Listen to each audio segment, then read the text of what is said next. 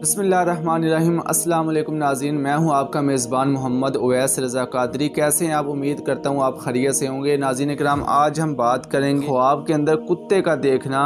इसकी दो सूरतें होती हैं। अगर कोई देहाती शख्स ख्वाब के अंदर कुत्ते को देखता है तो ये उसके लिए नफ़े का बायस है।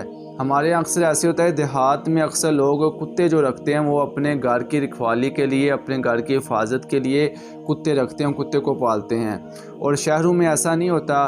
तो अगर कोई शहरी, अगर कोई ऐसा शख्स जिसका कुत्ते से तो कोई वास्ता नहीं पड़ता, अगर वो ख्वाब के अंदर कुत्ते को देखता है तो उसकी ताबीर ये होगी कि बातिन शख्स से वास्ता पड़ सकता है और वो उसको नुकसान पहुंचा सकता है। आप देख लें कि आपके आसपास कोई ऐसा शख्स है जिससे आपको अंदेशा हो कि वो आपको नुकसान पहुंचा सकता है, तो आप उससे बच कर रहें और अल्लाह ताला के यहाँ दुआ भी करें और अपने लिए सदका भी आप दें। अल्लाह करीम आपके लिए आसानियाँ अता फरमाए और आसानियाँ तक़सीम करने का शर्फ अता फरमाए।